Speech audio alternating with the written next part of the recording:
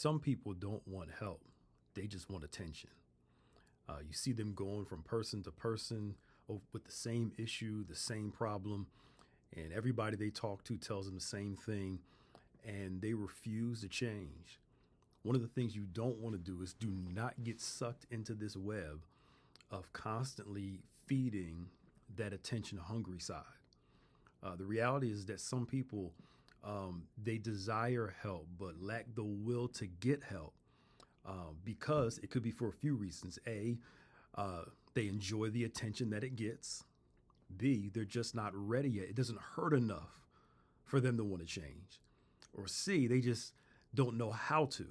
But either way, there are individuals who will keep coming to you about the same problem over and over and over again. No matter what people tell them, they just refuse to listen because they get something from it. And in those cases, we oftentimes have to learn to allow people to experience life until they're ready to change.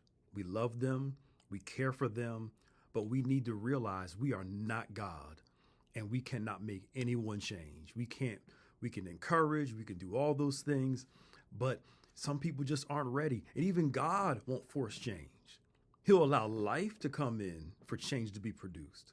But the reality is that for many of us, some of the people we love, we're sucked into their vortex of constant attention and constant long phone calls and constant sit downs over the same things over and over again. And after a while, you have to tell some people, I love you, but look, you have to be able to take care of this thing and face it. And then you get to a point where you'll say our favorite word, which is, okay, I'm not going to fight you. I'm not going to win this with you, because the reality is some people just don't want to change. And you have to say your piece and allow life to take over and pray for them and pray for God's grace, God's mercy on them, so they can come to a place where they're ready to be transformed and changed. Like the man by the pool, Jesus comes and says, hey, do you want to be made whole? His response is, sir, I have no man. And Jesus just speaks into his life and says, rise, take up your bed and walk. When the moment of deliverance came, his first thing that he did was to come up with an excuse rather than saying yes.